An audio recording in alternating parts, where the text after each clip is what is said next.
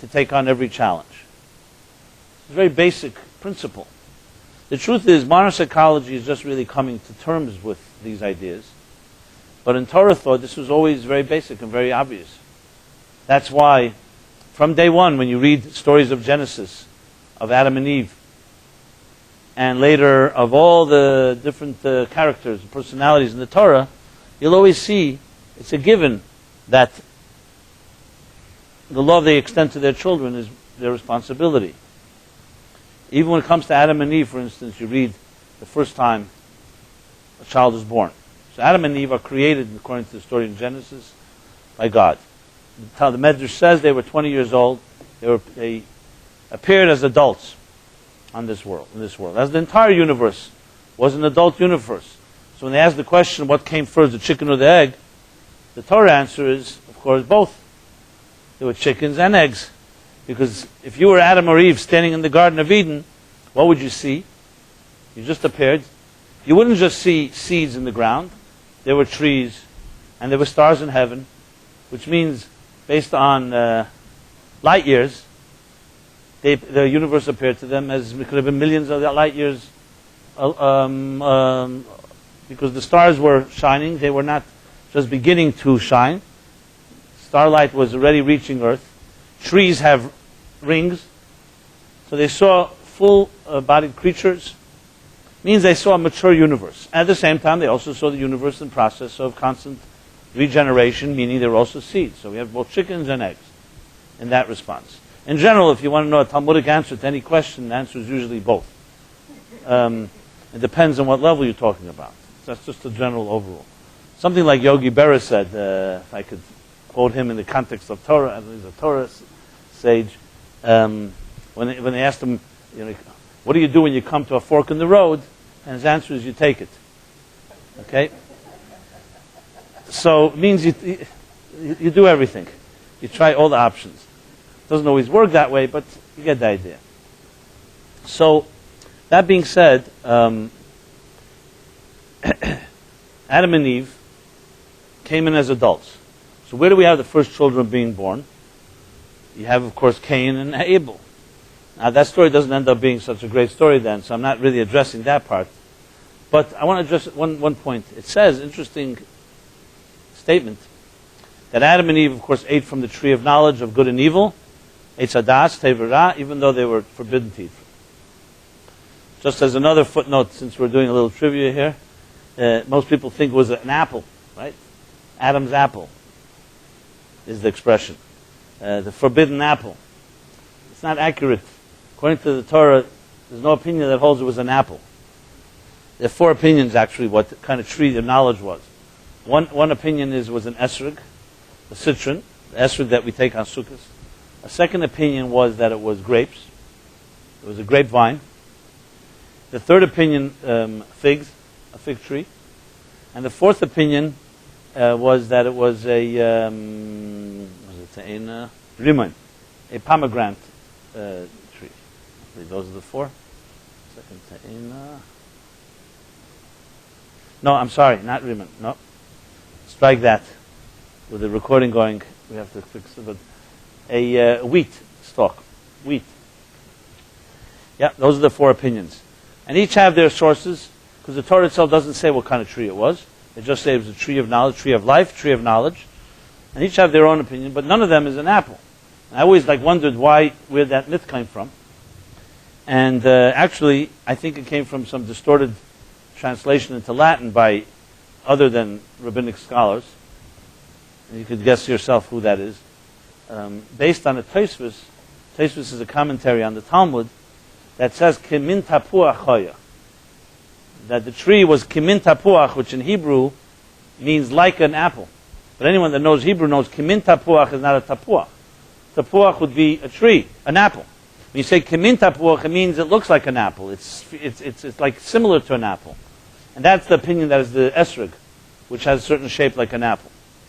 So anyone not really fully understanding the word kimin tapuach, being fluent in Hebrew, would misinterpret that as being an apple.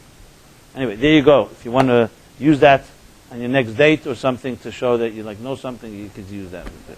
It's not my wisdom. It's just that I dug it up. I don't know what Google will offer you, but we could try. Try searching tonight. Tree of knowledge. What kind of tree was it? Let's see what it comes up with. So, that's not the theme of this evening's discussion.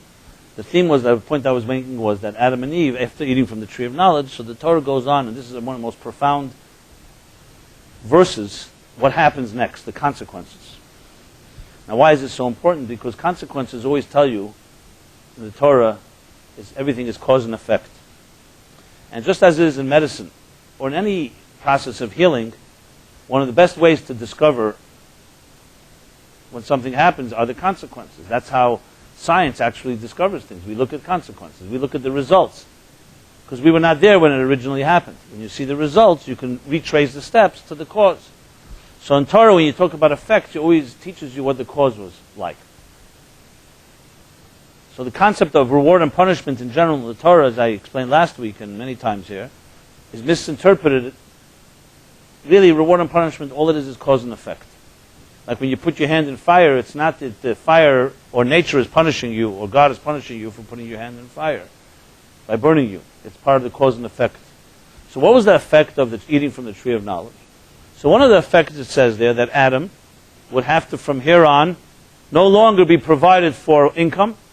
He would have to struggle. From that moment on was born, basically, economic strife.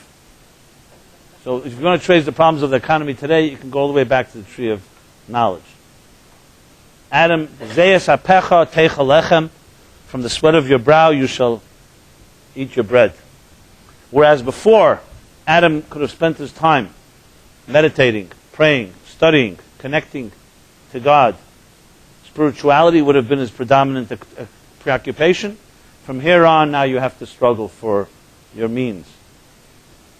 And when you struggle with your means, obviously it's going to take time, and it's going to take sweat, in many more ways than one, and you'll have much less time for the end. What happened later, which is another discussion, is that this became an end in itself, the struggle for a living. But in truth, it was always meant to be a means, but this means now became a dominant force in his life. What happened to Eve? So the Torah also says, from here on, you shall give birth in pain. Birth pain. In other words, prior to eating from the tree of knowledge, birth would come easy, natural, smooth. And from here on, it will come with pain. You'll struggle, both in pregnancy and at birth. And then there's also the third consequence that happens to the serpent, which is not our issue this evening. But what's very fascinating here is, well, since I already mentioned Adam, I'll just give you a brief point here, but I'm discussing love. What's interesting is why, of all things, is Eve's punishment, or Eve's consequence, effect, from eating from the tree of knowledge, that she suddenly will have birth pain. What's one thing have to do with the next? Why is it connected to birth, to children, and so on? Because really, in the broader sense, birth pain is not just the pain of giving birth, it's also the pain of bringing up children. And all the tzar gidl banim, as they say. With all the beauty and love, it also is challenging. It doesn't come easy. Which is really a strange thing, because what's the most natural thing in life is giving birth to children and the next generation. It should be the thing that's the easiest, the smoothest. Why did God make it in a way that it would come with difficulty? The same question, of course, can be applied to Adam and why he was punished with working. But it all comes down to one thing. Eating from the tree of knowledge was no simple matter. It was not just like they ate from the tree of knowledge and God suddenly decided, okay, I'll punish you. It goes back to what really was going on here. Hello. Welcome. You're one of the pillars.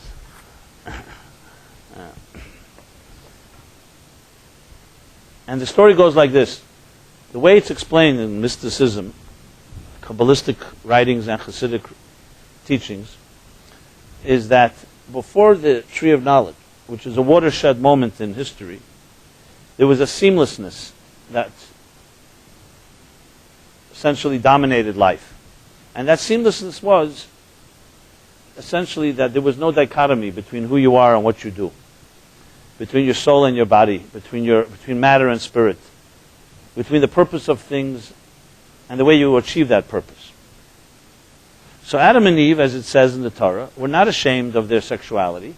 That's why they were not conscious of their nudity. One of the Torah things the Torah says, when they ate from the tree of knowledge, their eyes were opened, and suddenly they were ashamed.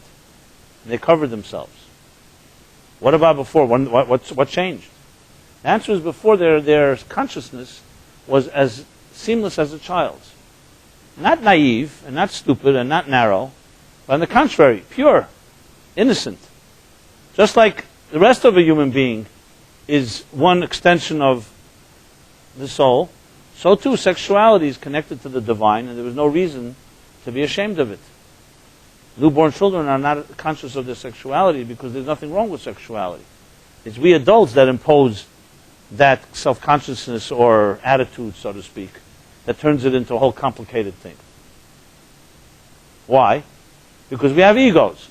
And once you have egos, you have agendas. And when you have agendas, you're conscious of your agenda. And sexuality, of course, takes up a very big part of that. So Adam and Eve, when they ate from the tree of knowledge, what changed was a state of consciousness change. They became conscious of themselves. As soon as you're conscious of yourself, all the problems begin. Now, we usually like to think of being conscious as being like healthy. Oh, this person is conscious of what's going on, and this one's not conscious. It actually is not so healthy, to be very honest. Think about health. If you're conscious of your health, you're usually not in good shape. What I mean by that, not I don't mean conscious about being sensitive to your health. I mean, if you feel your health, if you're conscious in the sense that there's some sensation. What does health feel like? Can anybody describe what health feels like? So if you told it to a doctor, as soon as you feel it, it means you need a doctor. What means, how do you feel health? Because health is supposed to be invisible. It just flows. What does it feel like when your circulation is good? It shouldn't feel like anything. It should be so smooth you don't feel it. The same thing with anything else. If you feel anything, that means there's a problem, there's a block, there's a impediment. Something is not functioning properly. In a smooth flowing machine, it is so seamless that nothing is felt.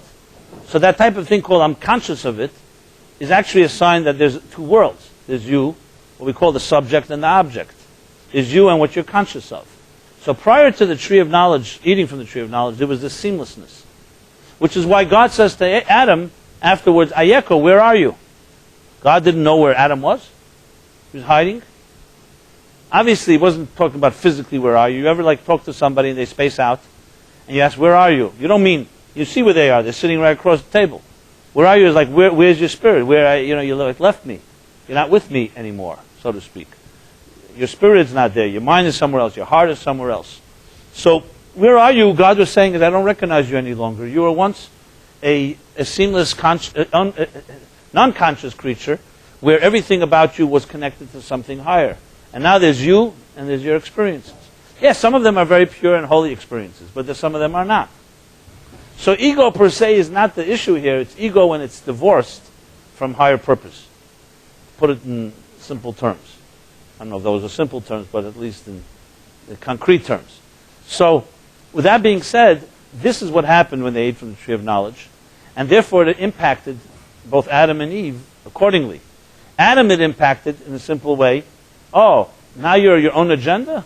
So then now you struggle for making your own living. I'm not going to provide it for you. It's not going to come easily. By the sweat of your brow, you struggle for a living because now you've separated between the means and the ends, between body and soul.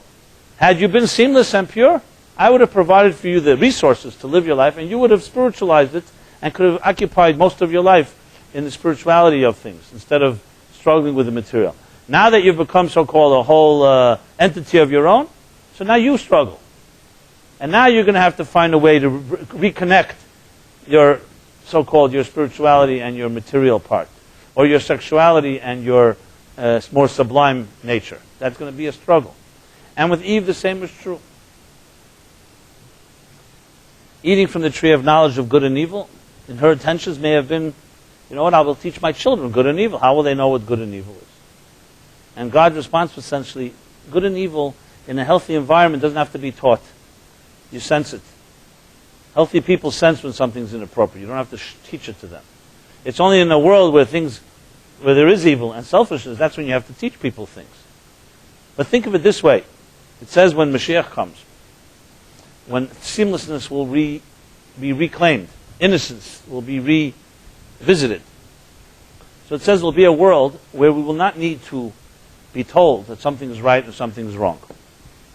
For instance, right now, even in the world in which we live today, no one has to tell you when you're hungry.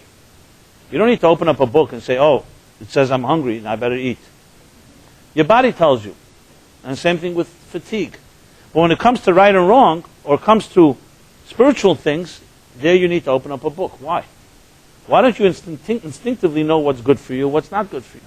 Because we're out of touch with what is good and what is not good for us. We have become callous, insensitive. We've become conscious of ourselves, and our agendas sometimes conflict with the higher good.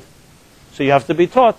You have to open up a Chumash, a Shulchan Aruch, a book of ethics that teach you this is right, this is wrong. But in a very healthy environment, it should be as instinctive as your body feels when it's hungry and your body feels when it's tired. So basically, what happened with Eve was, you're no longer in touch naturally with what love is all about. So now, you want to bring a child into this world, you're going to pay a price. You've now separated yourself. Had you been connected and had it been seamless, then the birth process would have also been seamless and painless. Now it's a struggle. So it wasn't the pain that was the intention. The point was, there are two worlds. And whenever there's two worlds, there's a difficulty of bridging them. That's, you can say, if you want a summary of human struggle, it's all about bridging conflicting universes, bridging conflicting feelings, what our mind says, what our heart says, what people around us put pressure on and want from us, what our inner feelings and instincts tell us. And you go on, every conflict, every psychological, emotional, personal conflict comes down to, what does conflict imply? Different forces tugging at us, or else there wouldn't be a conflict. When there's seamlessness, when there's unity, Hashem Echad, the ultimate prayer in Judaism, Shema, Hashem Echad, is seamlessness basically. It's one reality that just flows through different channels, but it's one cohesive whole. When you hear a piece of music, it can be an hour composition, 2 hours, but if it's presented, if it's composed and it's delivered properly, you won't hear any hitch. You'll hear a smooth story. You'll hear a fluid motion. But if somewhere there's a hitch, somewhere there's something wrong, you're going to suddenly, it'll jump out at you like that note doesn't belong. Or one note was too long, one is too short. What happens is it changes the whole dynamic. So when things are flowing smoothly, I would say smoothing slowly, but no, flowing smoothly, you don't feel it. It's just there. That's why you'll find the happiest people in this world cannot really identify what happiness is, because happiness is not a verb, it's a noun, it's a state of being, it's not an action. But when you're an unhappy person, you're looking for the thing that will stimulate happiness inside of you. It doesn't work that way. What does it feel like to see the world? Tell me. You're a seeing person. Explain to a blind person, God forbid, what does it mean to see the world? It's impossible to really describe. I mean, you could describe what you see, but the process of seeing is as smooth as it gets. It's just, you open your eyes and you see something. So everything that is really real, you can say, and pure, doesn't take any effort. There's nothing there. There's no two worlds. It's just one seamless flow. So Eve lost touch with that. So now, bearing a child, which is the most beautiful thing possible, creating a new life, bringing a new life into this world, now it's going to come with a struggle. And the struggle is meant to be a wake-up call.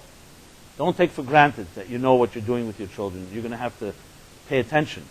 You have to be conscientious and sensitive to make sure to give your children a nurturing environment. It's not going to just come naturally, because this world has been split off from its higher purpose. And that is a result of that watershed event called Chet Eitzadas. So even though it's like seemingly a one small little episode in the Bible, it happens to be the biggest event of all, and that's why it's the first major event. After the creation, what's the first major event? Is this what we call the fall? Judaism doesn't call it the fall of man. Judaism calls it the split of man, meaning the dichotomy was born. In Kabbalistic terminology, it's a direct consequence of what we call the great Tzimtzum, that I've discussed and written about. Some of you may be familiar that Tzimtzum is the Arizal's way of explaining this dichotomy, the dichotomy of two realities, where one is concealed from the next. So here we have a duplicitous world, a world of duality, where you can meet people and you don't see what you get, basically. A person can smile to you and then stab you in the back. Even within ourselves, we have constant conflicts. Seamlessness is very, very elusive. And as you'll see from this discussion, love and seamlessness are all the same thing. So you could put it this way. When Adam and Eve, at the beginning of creation, really, the whole world was consumed with love. And here's the interesting thing. In Jewish thought, everything is thought of in terms of microcosm, macrocosm. An expression called Olam Katan Zeh Adam, which means a human being is a small universe. That's not just a nice statement. It happens to have real profound implications. It means that you and I contain, like a hologram, everything in existence, in miniature, in microcosm. Which, of course, one of the implications of that is that our behavior is not just isolated and local to you, it affects the entire universe, and vice versa. It may be subtle, and we don't feel it, but you and I, every one of us, contains everything within it. Everything is everything, basically, except in, as I said, a microcosmic form. So, in that sense, when the Bible talks about history in general, that history plays itself out also in our lives. In a way, if you think of the Torah in that context, think of Genesis, the beginning of the Torah, as being the beginning of your life and my life. And the end of the Bible is essentially the end of our lives. And everything in between are stages and cycles that we will go through in our lifetimes. So look at this interesting thing. It says that when, beginning, Bereshis bara Elokim, God created heaven and earth. So you read the verses, it says that first God creates light, and then day 2, God separates the higher waters from the lower waters. What does this mean? As most verses there are very cryptic. It means the universe was completely covered in water, submerged in water. There was no land. I mean, there was land, but it was submerged in water. There was no water and land as we know it. And that took a particular effort. As the Medrash spells it out, mayim b'mayim, everything was submerged in water. And how do we begin our lives? As I began this class, also for 9 months submerged in water, in the womb. So the universe and the mini-universe, meaning the human being, all begin the same way, submerged in water. The question is why? Why do we have to begin that way? Both in the universal, on the global level, and on a personal level. Why? God could have created it anyway. He could have made it that's it. A seed is fertilized, conceived, and a person is born within a few minutes. There are creatures that don't go through an entire gestation process. And the same thing with the universe. What's the point? Why create this situation of 9 months in the womb? So doctors, medicine, and science has its theories. The Torah, being also based on the fact that God could have done it in a different way, explains it in a very beautiful, and I would say poetic, eloquent way. Is because before we're going to be faced with the challenges of a dichotomous world, God wanted to give us a head start. And that head start is for you to be completely submerged in a seamless universe before you enter the real hostile universe. So to put it in the terms of, let's use a little mystical terminology, or I don't know if it's mystical, spiritual terminology, a soul on its own hovers in spiritual realms, which means not really as we can understand the time and space as we know it. Souls are everywhere in that sense, like electricity in a sense is everywhere. And then when a time comes that a soul is chosen to come down to this earth, the word is come down. What it means to come down? It doesn't mean physically come down from a mountain. It's a metaphorical term of a transition from a higher state to a lower state. From a higher state of consciousness and awareness to a state where we'll be confined in the human body. I mean, just to illustrate the point, I'll just use the analogy that I often use. It's actually not birth, it's the opposite of birth, but it's the same idea. When people ask the question, like, where does the soul go to after the person dies? You hear this question all the time, from children, from adults. We all ask this question. Where does the soul go? And the truth is, and this is what I always answer, the question is based on a very arrogant assumption that we are where it's at, so we're asking where the soul goes to, as if like if it's no longer with us on this stage, where does it go? But let's use I guess, call it a gallows humor type of analogy of an appliance, an imaginary dialogue between an appliance and electricity. Since it's the hot season, air conditioner and electricity. So the air conditioner says to the electricity, just bear with me, use your imagination, not physically. It says to the electricity, where do you go when they pull the plug? My plug, basically. So electricity says to the air conditioner, what do you mean where I go? I go back to where I always was. And where do you mean where'd you come from? They just invented you 100 or 200 years ago, this box, and they figured out technologically how to draw in hot air, humid air, so-called drain it from its moisture, and spit it back out as cool air. However air conditioners work. Okay? And this is your little box, and now you're asking me where I go to. I was here long before you were ever invented. And then some way you figured out how to generate electricity, contain me in this box for a little while, and then you have the nerve to ask me, the chutzpah to ask me, that after they pull the plug, where I go? You're a newcomer, and just very on the scene and very contained. I've been contained in your box, and now you think that that's all there is. From your narrow perspective, obviously you think that anything that exists that nothing exists outside of your box. You got to think out of the box. Basically, the electricity tells the box. Now we can relate to it because we're people who also can think out of the box because we understand that concept. So where does the soul go to? If electricity, which is is a physical force, soul is a spiritual force, it doesn't go anywhere. It just goes back. It's no longer confined in the box called the body. Simple as that. I don't know if it's simple. It's hard for us to relate to it because we think in spatial terms. We think in very physical time and space. And it takes time for us to assimilate and train ourselves to think in abstract terms. Even the word abstract for us is somewhat disorienting. But the truth is it's not abstract. It's just another reality that we don't relate to. So we call it abstract. It's like they say about technology. Technology is everything that was invented after you were born. That's all it is. So in that sense, if you think of it now, go back to birth, the soul is in its so-called spiritual realm. And there's much discussed about it in literature, especially in the mystical, Hasidic, and Kabbalistic literature. And when you read it, it's fascinating, not just because it's intriguing, because it puts you in that place. When you read it, you start realizing that's where reality really dwells. And this box that we live in, which is called our bodies and the world in which we live in, is really a very narrow, myopic perspective. And this is what's called broadening your horizons. You start seeing a bigger picture. So the way it's discussed is that this soul, which is in a sense boundless, it has its structure. Every soul is different. But its structure is not bound by time and space as we know. Its structure is bound by spiritual time and space. So there are souls from chesed, loving souls that come from the branch called love. And there are souls that come from gevura, the branch called discipline. There are actually 7 branches on the menorah, and there are 7 branches of souls. So think of it of different branches on a tree.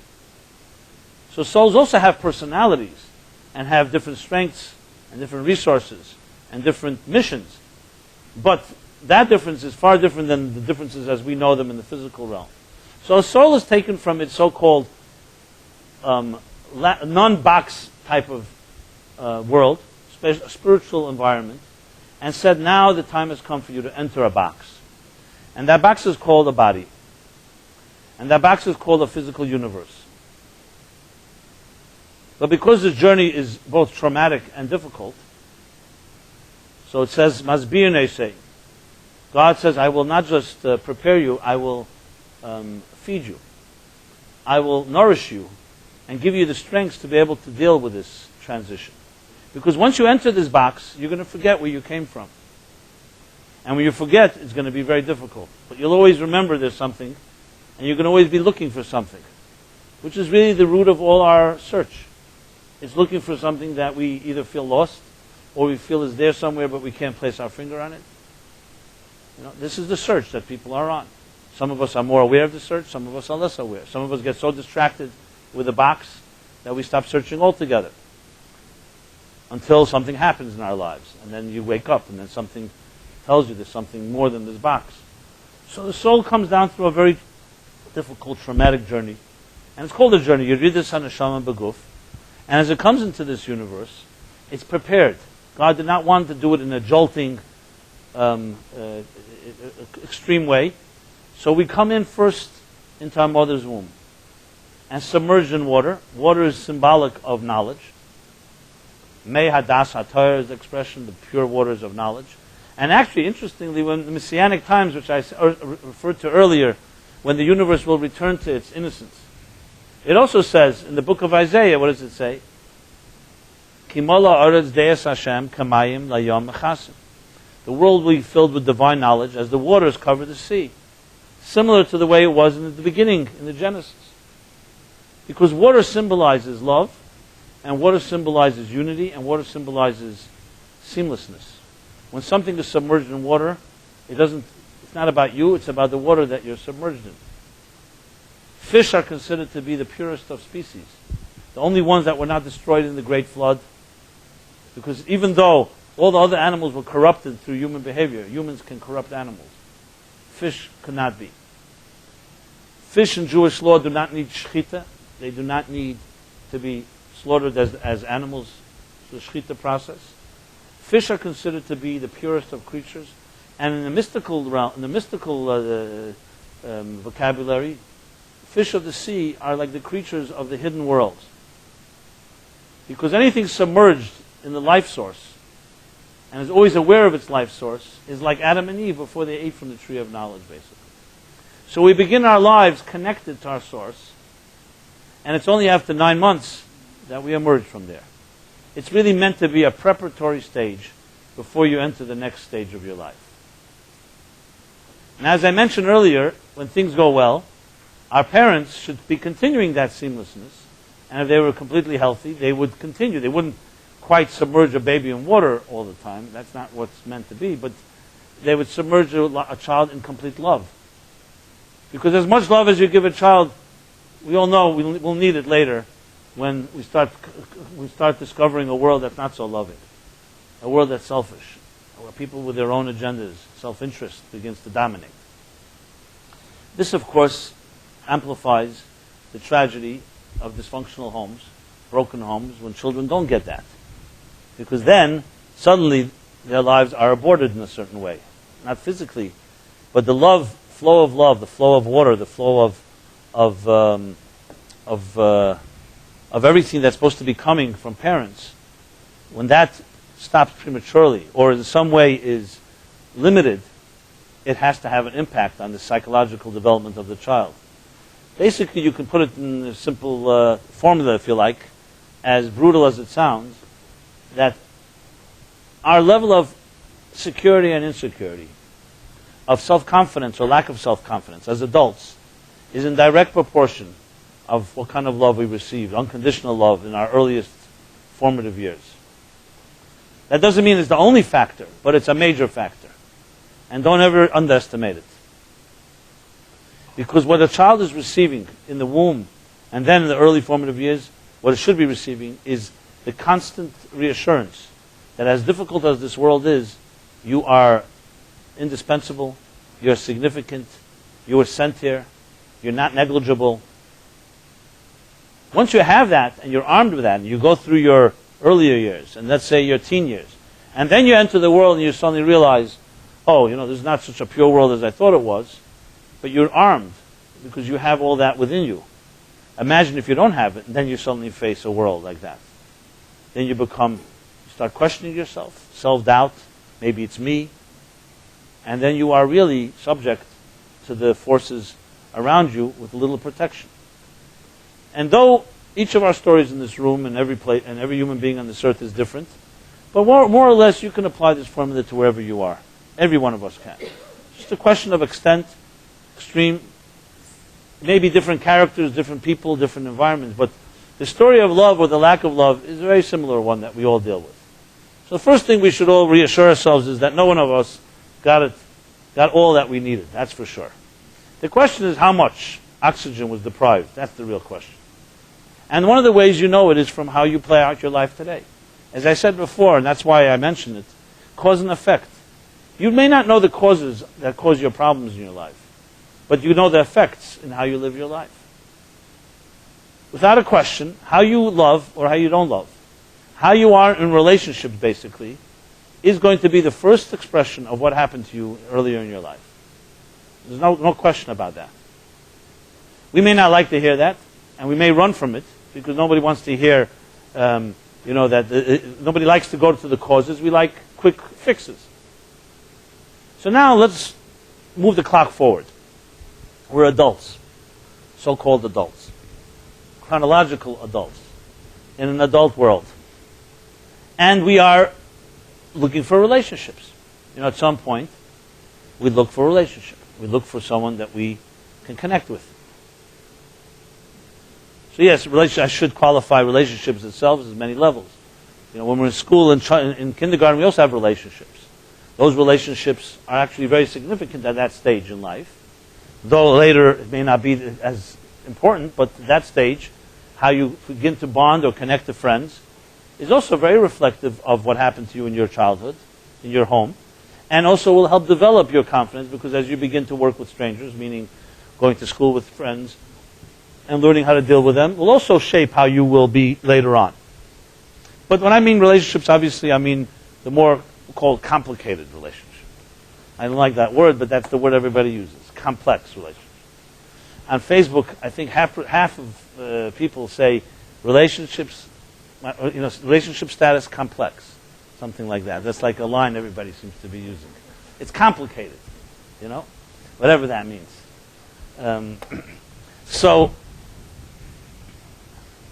now we are, this too, I don't want to, it's like, I was taught to be thorough, but the fact is you just can't cover every base when you're talking about a subject like this. But I have to just qualify a few things. Relationships. The truth is, we're thrown into relationships long before we're ready for it. Right? So you go into high school, or let's call it puberty, when you begin to develop your sexual identity. So, in conventional scenario, I have to add that. So boys are attracted to girls, and girls are attracted to boys. Or however people put those words. Not always those same words will be used, other words may be used.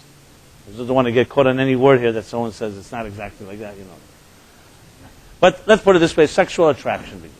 And it usually begins, whether it's, and I'm talking in a healthy situation, not, God forbid, where there's abuse or predators or anything like that. So it's usually the early teens, 12, 13, 14, 15. Now obviously we're not prepared for it, but we live in a very open sexual environment. So most of us are thrown into sexual relationships long before we're ready. That's another discussion which I really don't want to go into because I simply don't have the time right now. It deserves its own. I was talking about love, and I want to stick to the topic of love. But it needs to be added because the fact is we all gone through that stage. Nobody skipped teen years. We all went through it. And no matter what environment, whether you grew up in a more religious environment where there was segregated education, fine. That doesn't mean you don't have a sexual identity. It could mean that you have one and you don't know what to do with it. Or it's not developed, or whatever it may be.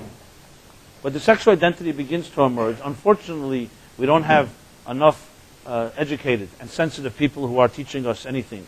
I'm not necessarily advocating sex education, but at least some type of reassurance or some type of validation as we go through the teen years, the confusing years, and we know nothing. That's again another discussion. So let's now we go further. See, whatever happened then, hopefully one gets through that minefield. I can't say unscathed, but relatively, I can't even say relatively intact. But let's say whatever you want to say. You use whatever word you want to. Fill in the gap. You're now 18, 19, 20, 21 years old, and as I just described, the whole lifetime has passed. 9 months in your mother's womb, okay, that more or less is covered because even unhealthy mothers, the way God made it was, in the womb, unless they're taking drugs or alcohol, the child is more or less protected from even the most dysfunctional mother, okay, and father. Then the early formative years is first minefield. Then come the first early school years and the teen years. So now you're an adult sitting in this room, right? And we're all beyond that age, right? Everybody here is over 18. I'm also asking for legal reasons. I mean, over 18, again, chronologically on your license, okay? So we are now thrown into so-called adult world. And here, obviously, it gets more serious. Because whatever the experimentation or for good or for bad, the mistakes we made as teenagers, that's life. But now we're talking about relationships, we're dealing with issues of commitment, issues of marriage, children, consequences. And of course, finances always come into play as we get a little older. So from the Torah's perspective, which it's interesting, it should be pointed out it's very good to have a healthy backdrop, even when you're talking about unhealthy subjects, unhealthy situations, because you have a context. It's like when you teach an artist art, even a beginner, you always teach them what the classic artists did. Simply, they should have context. And they should be able not to deceive themselves, I'm already there. So you want to create a circle, you want to have a perfect circle upon which you juxtapose your imperfect circle, so you have some context. So when the Torah describes love in its fullest glory, if some people have asked me, was this really possible? That anyone can ever love that way? So even if the answer is maybe it's not completely possible, which I can't answer that because I've always believed that it's always possible. But let's for argument's sake, for most of us, it's not possible quite to live up to that pure standard. But at least you have a backdrop. So when you are doing things that are somewhat not so functional, at least you have context. Don't convince yourself that illness is health and that dysfunctionality is functionality. So it's critical to have that backdrop. So what I'm going to be discussing now is really like a dual type of picture. One is the backdrop, what it's meant to be, and obviously that has to be then compared to what it is. So then we can learn to grow. This is the only way you grow. If we turn our dysfunctionality and all our problems into this is it, then you're stuck in your status quo. You can't go anywhere. Where do you grow from there? So that's one of the beautiful things of having a Torah perspective, because it at least gives you a context. It's like a destination. That's a destination. Now where am I? 100 miles away, 1,000 miles away. So in relationships, it's even more important because relationships are so emotional and therefore so subjective. We need that context even more so, because we will get lost in our own labyrinth of feelings and disappointments and all that comes with love. The pain that comes with it, the loss that comes with it. So here we are, Rosh Chodesh tonight. And as I wrote, it's the month of love. The mazel, the sign of this month is Psula, Virgo. And the acronym of the month, Elul, is Ani l'Doidi v'Doidi li. Elul in Hebrew is 4 letters, which means I am to my beloved is to me. So it's not just a nice statement about the month. It means the energy of the month, the power of this month, is one that we can access, channels and dimensions of love that we perhaps could not have reached yesterday, last month. Especially Av has its own challenges. So it's really an opportunity to look at what means I am to my beloved and my beloved to me, and obviously how it manifests in our practice. So is there anybody that in this world that does not need love? That's ridiculous. It's like someone that doesn't need water. Everybody needs love. Some people who claim they don't, or they say, I have had enough with it, and I will just manage without it, that's because they've been hurt. They won't say that's what I initially wanted, because the pain, it's not worth it. Or I've gotten so disappointed. I don't trust anybody. So it's not coming from necessarily a healthy, strong place. It's coming from some people will say realistic place. Or you can say it comes from being hurt. And I'm not criticizing anyone that feels that way, but let's not turn it into a so-called, let's not deify it. Just because you got used to it, or because it's easier, or because it's more comfortable. So the Torah puts it this way: no person, it says it about man, but it's also equally true about women in its own way, that it's not good for a person to be alone. And not being alone doesn't mean you have co-workers, you have people to go to parties with. In this context, it means really having a true soulmate, in the fullest sense of the word. Physically, intimately, spiritually, emotionally, all the dimensions. But love remains that elusive force, for all the reasons I described, Because what models did we have? Our models are usually our parents. So if our parents didn't, does that mean we're doomed? And how they loved us is critical. If they did not love us properly, does that mean you can't love yourself and therefore you can't love others properly? Is this a fatalistic scenario? Can changes be made? There's very fundamental questions here. And nobody really seems to have an answer. You read all the books. Everybody's got their own theory. And people have their own therapists. And some people waste a lot of time. Why is that funny? How much therapy have you gone through? Waste a lot of time. And sometimes you bark up the wrong tree and then you find the wrong type of person. We find people who we trust end up being the worst forces in our lives, abusive. I mean, it's a big mess. Now, how do I know? Well, not only because I read, but also because, well, you want to call it, I've been honored to be part of many people's journey. And trust me, I have my own stuff as well. It's not like I have it figured out. But I'll tell you one thing that which I'm sharing here is, we're all in the same boat. It's just a question of extent. But we do have, and that's really the blessing, we do have a backdrop. Because until you don't know what love is meant to be, you don't know how far you are from it. So that's step number one. We must know what that backdrop looks like. Step two is, what are the tools to reach from where I am to where I could be? Now, it's obvious. I don't know if I have to elaborate, but it's pretty obvious why we need that backdrop, right? Because, you may think you're right there. Everybody's, like someone told me the other day, what do you mean? Everybody's dysfunctional. What's the big thing? All love is that way. All relationships are dysfunctional.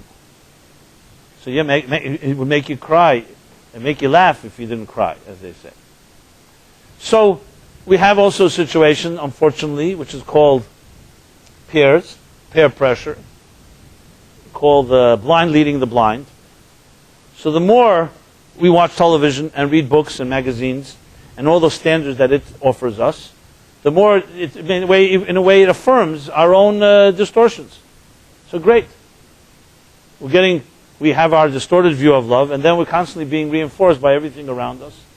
It's like misery loves company. So someone who's miserable turns it into a philosophy. Then you read it and say, not so bad, I'm also miserable. So we're all in the same boat. Well, obviously I'm not here to share that. Now you can go to others for you, because there's plenty of, you can just turn on a television. Just read a few soap operas. I'm here to share that there's another story, and that's called the Torah story. The month of Elul story. And that the month of Elul story teaches us what love is. And number two, each of us is capable of it, no matter what happened in your life, even the worst type of childhood. And number three, what are the actual tools to get there? Can it all be covered here this evening? I'll try to cover as much as I can. And there's, of course, as we say in Hebrew, Hamshech Yavai, there's always next week. The sequel. So we'll see what we can cover here. But I needed these introductions, obviously. Well, then not just introductions, they're very critical components. So far, to sum up what I've said so far, is the following. We all begin as pure souls. And that never goes away. No matter what happened to you in the last 20, 30, 40 years of your life, it makes no difference. Your soul is still a soul that was sent here from a higher place. That never changes. No one can take it away from you because no one gave it to you. The second thing, you have a mission that remains yours and yours alone. The third thing is you are armed with all the tools you need during the 9 months of pregnancy by God Himself, or God itself. So despite anything happens there, you already have more than a head start. Unfortunately, from there on, everything is downhill, usually. What that means is that now you're now subject to the forces of nature, so-called the forces of your home, of school, of everything I described till now. And those forces, in a very aggressive, I would even say violent way, not to say physically violent, superimpose upon us attitudes that make us lose touch with all that connection that I just described. You were able to reconnect to that soul as it was sent here by God for a particular mission, and to those pure years where you had the seamlessness, then you could overcome any challenge in life. The problem is now we feel disconnected. We don't feel that those forces are even there. I remember once a person asking me, which was like I stunned a bit years ago. Someone came to me, he had a lot of problems in his life. He was divorced twice, his children. I mean, one of the bad. Unfortunately, it's not so uncommon. But at that time, I was more naive, and I thought it was not so common. So he says to me, "You know something? Yeah, you talk about a soul. I don't think I have a soul. I think my soul was murdered a long time ago, even if I had one." And he meant it like he didn't mean it to be cute or dramatic. He really meant it. It was coming from this heartfelt place. And it shook me. I said to him, "You're absolutely wrong. I will never accept that. Because if you're right, then you might as well eliminate anything of God, of soul, of spirit. If a soul can be destroyed, then what's the whole point of anything? If one believes in God, if one believes in purpose, and it could be murdered, it's not just the soul being murdered. It means your purpose is murdered. It means that the mission was aborted. It means everything is upset.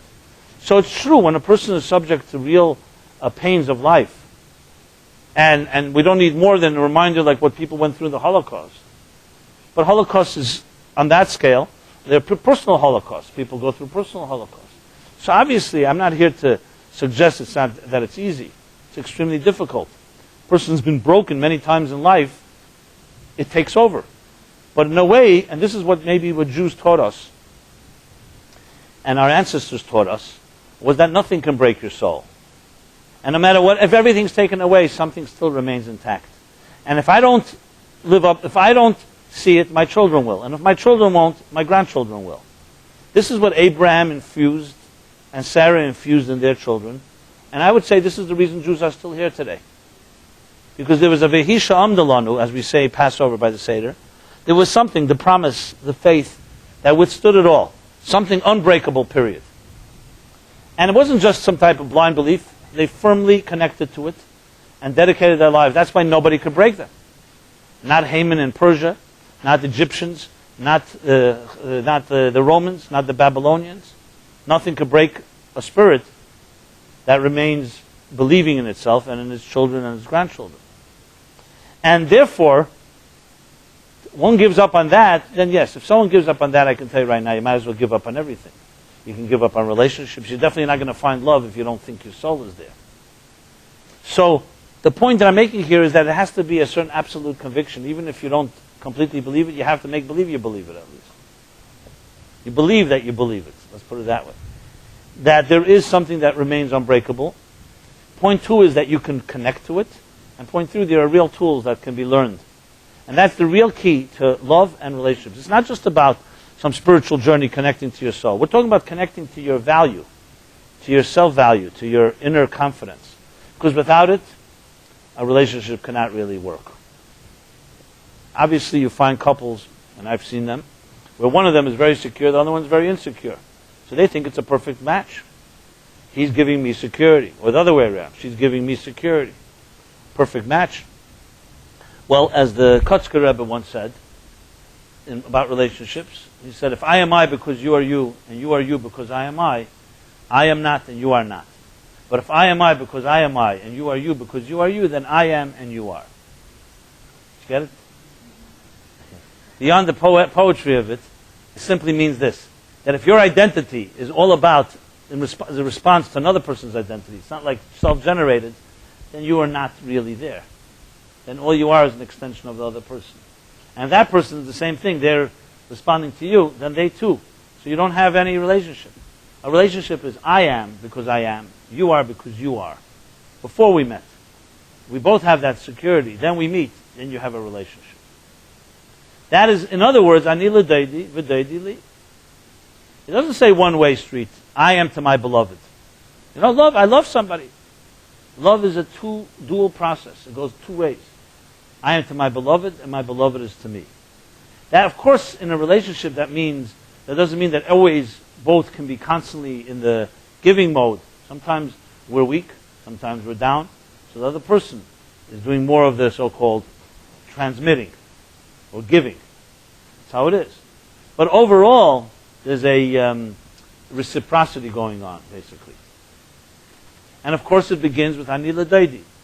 It doesn't begin expecting or waiting for somebody to give to you. What are you doing? Ani. First question is, where is your ani? Where am I? Some people say, I've loved so much, or I've been not loved so long, now it's time for me to get some love. It doesn't work that way. Love has to be generated. And you generate it from within. Why is it that many of us wait for somebody else to love us first? There's only one reason. It's called insecurity. You want to be out first before the other one is out. So you take less risks. So the other person initiates. You could always say, I didn't initiate, you did. That type of thing. Maybe not say it in those diplomatic terms, but you know what I'm saying. So Anila Deidi is a statement of confidence that obviously connects to that you feel that you have what to give and that you can love and tell someone I love you even before they tell you that they love you. That you're secure enough to take a risk, basically. Or, to put it in different terms, to secure enough to celebrate your own vulnerability. Now, how many people do you know can do that? The only ones that can really do that well completely is the people who, in their early stages when they were vulnerable, were given the resources I described before. That's why it's so vital that God did not just pop a child out like that. God wanted the child to have that confidence. So what I'm here to tell you is that even if you don't feel you have it, you do have it. You have to discover it. It has to emerge. That's an interesting thought. It's not just, you're going to be taught how to be confident in yourself. No, you have it in you because it was given to you it's your birthright. By the virtue of your existence, you have the vote of confidence, number one, of God, sending your soul down to this place, and number two, of all the resources that were planted inside of you during those years of formation, when you were formed in the 9 months in the womb, prior to it, and even afterwards in its own way. In Egypt it says that the women, because the Pharaoh decreed that the boys will all be killed, so the women went out to the fields to give birth so they shouldn't be seen and the boys shouldn't be taken and thrown into the river. So it says once they gave birth to the children, they left them there in the fields. The Talmud says this. It says, so who took care of them? The Talmud says God took care of them.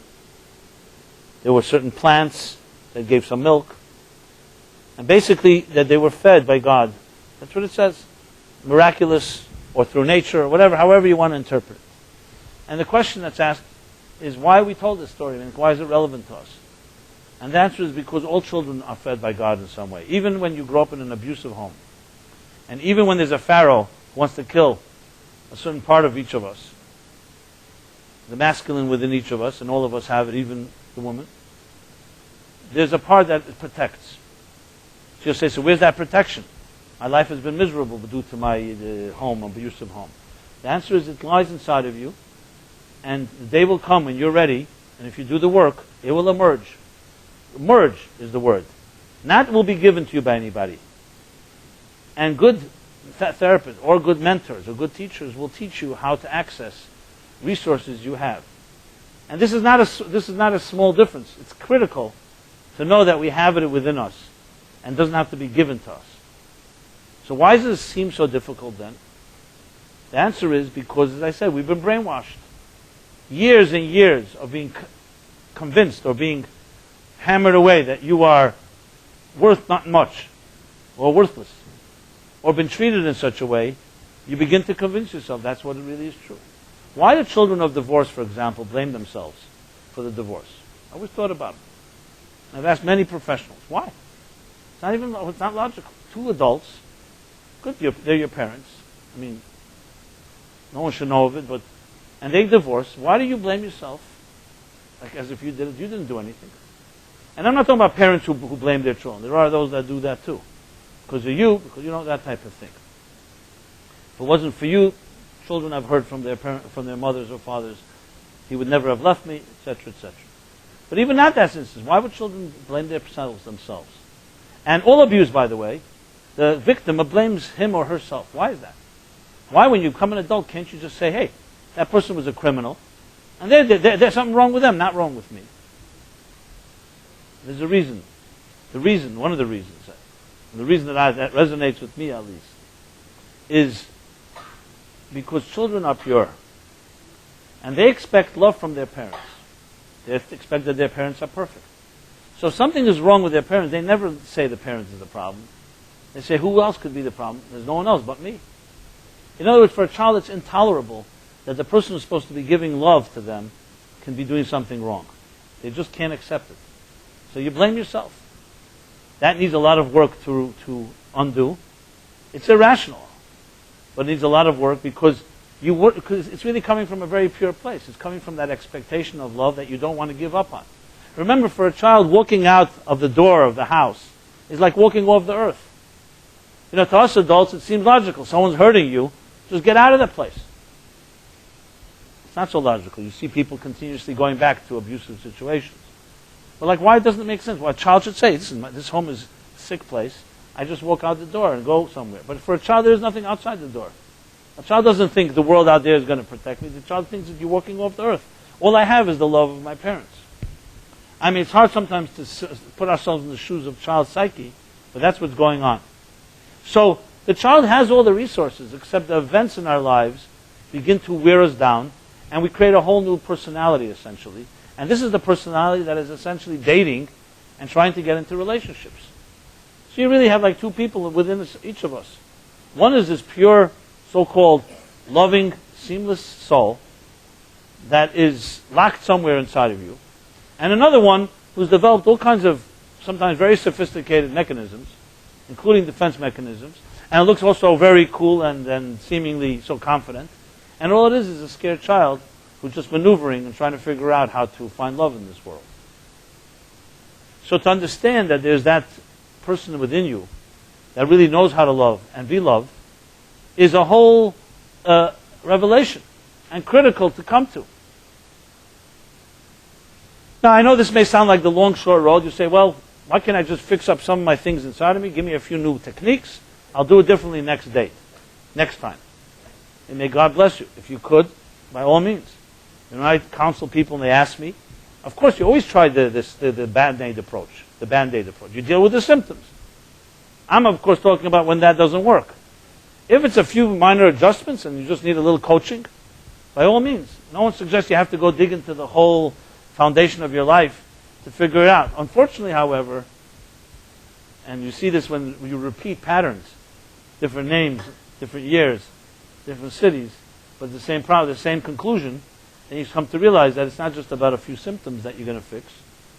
It goes deeper. So, essentially, every one of us, capacity to love, the capacity to be loved. But it comes down to loving your own soul, and therefore being able to love another soul. So how do I suddenly throw in the word soul here?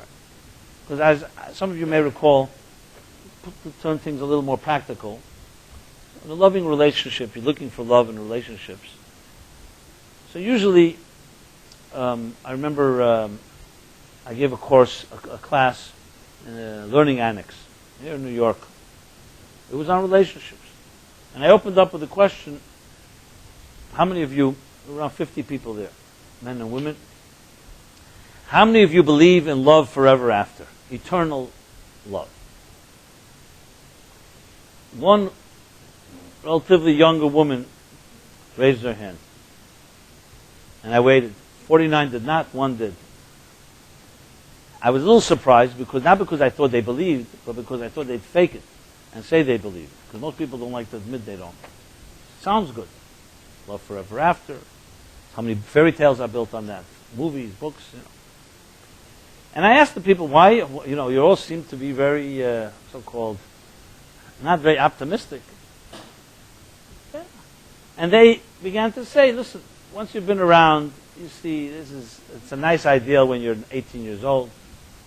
Once you're been to a few relationships and see how people can treat each other, not such a practical thing. So why, I asked them, do you think this woman here raised her hand? So they all, snickered. She's young. She probably, how many relationships were you in, they asked. So it was interesting. And we began this discussion. And the question that arose was a very simple one. It's a very good point they're making. Nothing in life lasts forever. Nothing. Not your money, not your looks, not your health, not your body, not anything. Everything in this world as the scientists will remind us, erodes. And it doesn't begin to erode later. Even the Rabbeinu Bechaye writes, a classical commentator on the Torah writes, that Tinuk Mishanelad Maskil Is Yavish. A child from birth already begins to, his words dry up. It means, in other words, you don't begin to age when you're 70, you begin to age when you're born. However, aging is not recognizable till later. So the aging process affects all of us. So why suddenly, when it comes to love, should we believe it's forever after? Very good question. So I shared with them the following, that in a relationship, there are 4 levels of compatibility that you need. Everyone knows about the first 3. The fourth one is rarely spoken about. But it's the essence of it all. So the first 3 are the obvious ones, called physical compatibility, physical attraction. For people attracted to each other. You're not going to have a relationship, a healthy one at least, when one person is repulsed by the other, physically speaking. Then there's a second level, it's called emotional compatibility. 2 people who feel for each other. They actually have feelings. You can have the first and not the second. You can fall in love, so to speak, with someone, or think you fell in love with someone, get a crush, or attracted to a physical, beautiful person. But once you start talking to them, you don't feel an emotional connection. Then there's a third level of compatibility called intellectual compatibility, which means you also can have a conversation. You can talk about things. You share ideals. You share ideas. You respect each other's intelligence, processing, looking at life in different ways. So I stopped there and I said to everybody in that group, I said, so what do you think? They say, well, if I had one of those 3, I'd be happy. 2 of the 3 is like basically that's it. And 3 of the 3 is perfection alone. The problem is this. It's true that all those 3 are vital. No one's going to suggest that you're going to have a good relationship without one of those 3. You'll compromise maybe on one if you have the other 2, or you have one strong, the other one is not so. But the problem with all 3 is the problem I mentioned before. None of them last. Physical looks will not last. Yes, you could. Beauty is in the eyes of the beholder, but the physical thing that you loved at one stage will not look that way in 30 years from now, 40 years from now, 50 years from now. And there'll be other people who will look more physically beautiful, perhaps. And the same thing with emotional and intellectual, they both change. As a matter of fact, being too much with someone, in a way it becomes monotonous. So you look for stimulation elsewhere. So those three compatibility, as strong as they are subject to change, they're basically conditional. Called ava tliya b'davar, which means a love that's conditional. Not that it's a bad love, but it's a love that's based on certain reality. So I introduced to them, and I share with you the same, the 4th dimension, spiritual compatibility. Now that you don't really read about or hear about much. What's spiritual compatibility? So initially it thinks like 2 people need to be spiritual. That's not what it means. Spiritual compatibility means that you share a vision together. Even in business, you could have a functioning business that has all the beautiful tools and mechanisms in place. You could have people who are connected on many other levels, but if there's no vision, you're lacking the soul. In a relationship, 2 people share a vision means they share something that's greater than that, each of them. What kind of home would you like to have? What kind of vibe? What impact will you make in this world together? And what kind of children will you bring into this world? Now, this seems like small things. They're not so small. These are the only eternal things that really come out of a relationship. So not to take away from the first 3, the first 3 are critical simply on the level of knowing whether you can be with someone else. But the 4th one is the key to the eternity of it. Because the 4th one does not change in time. Looks change. Emotions change. Intellectual curiosity changes. But spiritual compatibility of vision never changes. Your own personal vision of life will not change, and neither will the person you share that vision with. It may take time to evolve. You may not have it completely formulated. but the essential vision of it. Now, of course, the answer immediately, as it was then in the learning annex, was, well, we never heard about a vision. What are you talking about? What is a vision? Yeah, obviously, if you don't know what a vision is, you won't identify with this concept, but it's the key to it all. And that's why I said before, the soul. It really connects your relationship with what I mentioned before, the beginnings of your life, with your soul as it came down to earth, as it was submerged in the waters that created that seamlessness, and its connection to its higher mission. That's really what it means to find a soulmate. So, what about the first three levels of compatibility? The first three levels of compatibility have nothing to do with your soul's mission in this world. It has to do with your preferences. Some people are attracted to a certain look, others to another look. That can be analyzed. Some of us are attracted to looks, for a certain look for a certain reason, not always necessarily a healthy reason. Same thing with emotions and intellectual compatibility. Again, I'm not saying they're not necessary, but those are much more circumstantial factors than they are fundamental ones. Meaning, they're necessary because fact is, you don't have an emotional connection with someone. You don't bond. You don't respect them. You don't respect their intelligence. There's no that type of compatibility. And of course the physical. So then the soul doesn't have anywhere to so-called manifest. Because we're not just soul creatures.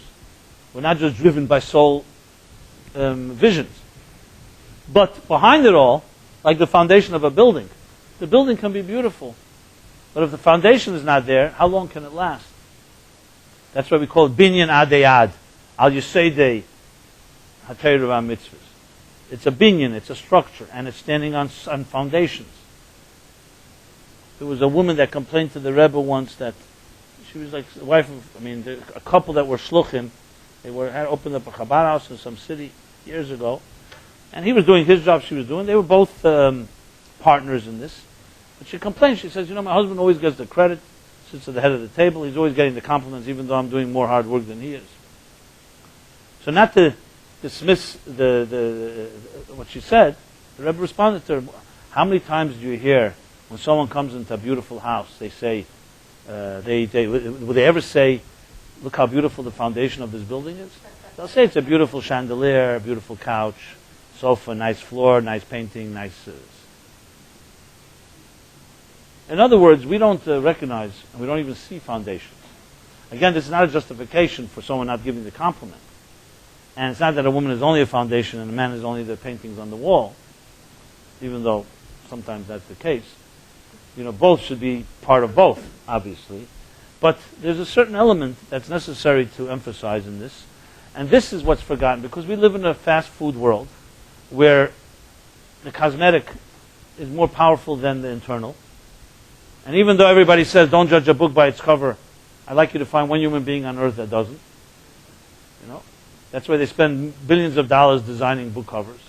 I know this. And still they say, don't judge a book by its cover. But that's what we do. And not only do we judge a book by its cover, we judge a book only by its cover. How many of us really judge by what's going on inside?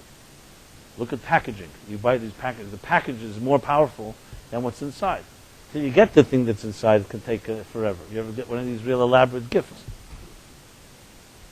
I'm not suggesting we're completely superficial. It's just that we live in a world that is constantly seducing our senses, and that essentially it is. It is a hijack of our senses. So even though we call it sensuality, sensuality is actually super sensuality. Sensuality today is captured by whatever stimulates your senses in the most radical and jolting way. And this concludes television and internet and advertising, everything that is constantly trying to get our immediate attention. Shut off your technology for a week, if you think it's doable, and you'll survive, and tell me what you'll be left with. Shut off your senses in a way, and you'll be left with the purest part of yourself. It's actually quite unnerving in a way. You'll suddenly discover how addicted you are to a world that is not even you. It's outside of you, but has become so much your surface. And if you think that doesn't affect your relationships, you're gravely mistaken. You cannot have the best of both worlds. Let's put it that way. That doesn't mean that you have to live a life of poverty or a life of deprivation, not have beauty and aesthetics and all the conveniences. That's a blessing. But when I say you cannot have that instant gratification and also have eternal gratification, it doesn't work that way. You begin with the eternal, and then you'll also have the instant. But you're not going to have the instant and grow from that into the eternal. It doesn't go. So this is not bad news, it's good news. The good news is that we are all fundamentally loving creatures. As we were when we were young children. That child never disappeared. It's still inside of you. Very concealed, waiting to emerge. And relationships are really the opportunity where the best part of you can emerge. But since we are so desperate for companionship, and we need it on many levels, we need the love, we need the intimacy, we need the validation, whatever it is that, however you describe it. So that takes over. And then sometimes it becomes desperate, and everything else is forgotten. So as we stand here, as we enter this new month of Elul, it means we have a new opportunity. Because it's a new month. It's a new month, a new moon, a new energy.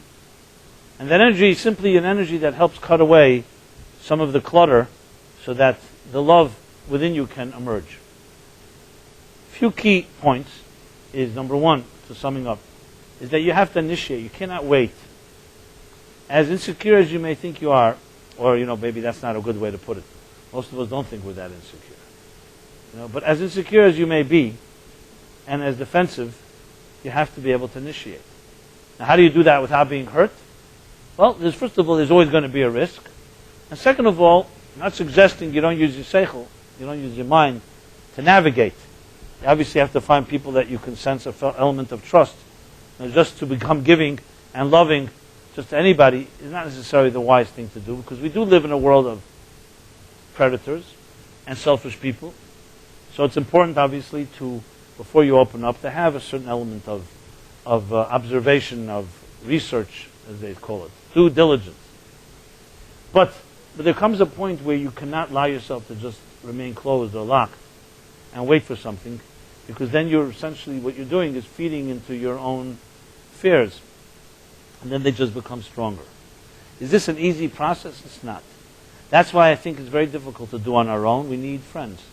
We need people who we can trust, that help guide us, hold your hand if necessary. And of course, many people say, well, I'm all ready, but the other person is not. It's a common one. It takes two to tango. I've rarely seen a situation where it's one person. Two people, they often bring the best out of each other. They could also bring the worst out of each other. Does it mean that one person could be the primary problem? Yes, of course.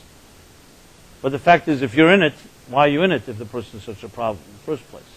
Why are you attracted to a problem? Put it that way. And then you're here to fix it. So then we get into the fixing mode. Some of us are fixers. And we become addicted. I guess the word for it is addicted to fixing situations. And then there's the pleaser personality as well. What I'm trying to say is that there's so many minds in this minefield that it's vital to have some objectivity here. Objectivity comes in the form of what I said before, the backdrop, to recognize that you're capable and there is a light at the end of the tunnel, so to speak. And it's not the light of the oncoming train. It's a true light at the end of the tunnel. And the second objective thing is the friends we have. Good friends. Not friends that dissuade you or just tell you, I told you so, that you can't trust anybody, etc., etc. You need friends that have confidence in relationships, have confidence in love, and have confidence in you. Find people who have confidence in you. And these things are not forces that give you anything. They awaken in you something that was always there and remains dormant. Shani l'deidi v'deidi li means I am to my beloved and my beloved is to me. That love is more about giving than it is about taking. And giving requires more confidence than taking does. People in fear and insecure people don't have any problem taking. They have big problems giving. People who are strong, confident, don't have any problems giving. They actually have problems taking. That's how it works. So though in the scene of the Frisco Kid, when he jumps off the train robber and robs everybody on the train, he says to everybody, remember the lesson in life. It's always better to give than to take. So, I'm not suggesting we need to be mugged to learn that lesson, but it's an interesting way of putting things.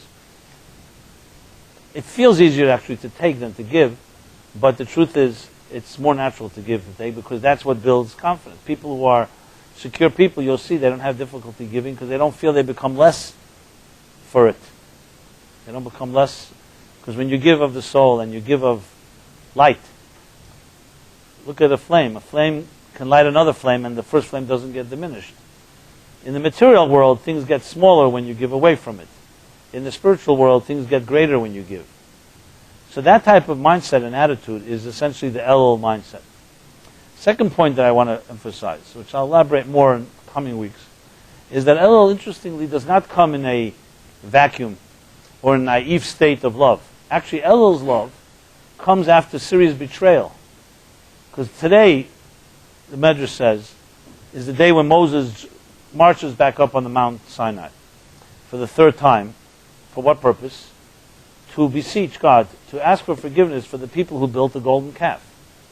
The people basically betrayed God. God married the people at Mount Sinai. It's considered to be a chuppah, a ceremony. And then they ran off with the golden calf. Basically another an adulterous betrayal just 39 days after the chuppah. Pretty bad. And they had all said and heard that we accept I am your God and don't have other false gods. So Moses, this betrayal is what this whole story is about. Elul is not coming as just, okay, let's find love for the first time. It's coming after there was love, and there was betrayal, and there was loss. So the lessons in that mean this addresses reality. We're not talking about a reality like ours, where there is a hostility, there is a world where we've been disappointed and things have been broken. So Elul's power is really finding love after there's been a loss. That's why it's so resonant and can be so relevant to all of us. One of the reasons I wrote the book 60 Days is precisely because of this. Obviously driven by the more compelling mission that I feel I have, which is to bring alive seemingly irrelevant to some traditions and customs and Torah that are actually profoundly relevant to our lives. So you talk about the month of Elul, which is traditionally the month when you start preparing for the new year. Okay, so you may have heard of it. You hear the shofar is blown every morning. Other customs, you start preparing. Most people's preparations consist of buying high holiday tickets. But in truth, Elul is a profound spiritual, introspective month that can help a person find love in this world. That's what it really means. It's much deeper than just preparing which synagogue you're going to go to and to do tshuva on your sins. It's about finding love, as Moses was trying to do on the mountain after there's been loss and betrayal. So I wrote the book and prepared it as a day-to-day workbook to actually help people in their own personal lives go through whatever losses or whatever pains or whatever disappointments and try to reconnect. So when you come 30 days from now to Rosh Hashanah, you enter in completely differently. You enter with a personal connection after everything you've gone through. Then Rosh Hashanah has a whole new meaning. It's your new renewal. It's not just renewal of the universe and a day where everybody feels guilty so they go to synagogue. And then Yom Kippur has its power. So I highly recommend that if you haven't seen the books, you should check it out. I know I'm unabashedly plugging my own book, but first of all, why not? Secondly, honestly, I didn't write it because I had nothing to do. I wrote it really as a response. It was actually to a woman who shared with me that she, as much as she wanted to go to service on Yom Kippur, she felt staying home and doing some of her Zen Buddhist meditations would be more meaningful and more sacred to her than the synagogue experience in Yom Kippur. So she actually provoked my juices, my competitive juices. So I said to myself, and I told her, I said, look, if you like, I'll spend some time with you, and I want to go through some of the Yom Kippur prayers, and let's see if we can really understand them in a way. I really wanted to show her that Torah can do better than the Zen Buddha. I didn't tell her that, but that's what I meant. And not that I take away from anything that she was reading, I just felt like a type of like, what's going on? And thank God I was successful. And that was really this woman in her challenge, so to speak. She didn't challenge me, she was really sincere, is what really drove me to write the book for, 60 Days. So it's really a book I feel written from a real need, and hopefully can help everybody here. So we have it here available if you like. The classes that I'm giving will definitely be augmented and supported by a lot that's written there. The things I may not have mentioned here, you'll find a lot more there, and vice versa. I mean, I'll be sharing things that the book can definitely help. And next week we'll begin to point out some pages or some themes that are developed more in the book, and that can help, so-called, support what we're discussing here. So let's put it this way: the next coming month, 4 weeks to Rosh Hashanah, we will be focusing on the theme of love. You'll see on our calendar every week is a different aspect of it. So even if I haven't covered everything here tonight, which I surely haven't, but just some basic points, hopefully in the coming weeks we can work on this, all of us, including myself, to become more loving human beings, to learn to love and to be loved. And I emphasize both, not just to love, but also to be loved. Because it comes down to, if you cannot love and find seamlessness between you and yourself, it's going to be very hard for you to find seamlessness with others. And it'll be very hard for them to find seamlessness with you. Because love, after all, is seamlessness. But the challenge is, how do you find the seamless in the world that is fractured? That's what it comes down to. We're fractured. Communities are fractured. People are fractured. The need for love remains. The need to mend it all remains. But we shouldn't underestimate the power of the fracturing that has taken place. And we've been fractured in many ways through our disappointments. So it's almost like a battle that we have to fight. It's a battle to go against the disappointments, to go against the disillusionment, and even the resignation, and say, no, I can reconnect, I can mend. And Moses is a good partner who spends his time on the mountain, in a way representing us, and each of us has a Moses. So each day in the Elul, going leading all the way to Yom Kippur, will be the 40th day from today, when he finally comes down and with success. So if we could succeed in 40 days to find a way to mend some of the fractures internally, that would be a pretty good achievement. I know some of us are impatient, but 40 days is not that bad time. Every day another step of the process. And hopefully from Yom Kippur to Sukkot, we could announce some engagements and some shidduchim in this room or in other places, and we shall celebrate together. As I always say, if I could be of any help to anybody in that regard, if anybody you see in this room that you are shy to go over to and you want an introduction, I'd be happy to make it. If in any other way you feel that I could be of some assistance, please see me as a friend. In this, as I said, fractured world, we need friends. And hopefully you'll be a friend to me as well, so we can reciprocate. And I say this also on behalf of all of our beautiful team, Velvel and Jeff, and everyone else that makes this class and everything else that we do here happen. I want to also acknowledge Maya for I heard great reports of the film that was shown here on Monday night. I hope you were happy, satisfied. Heard great stuff.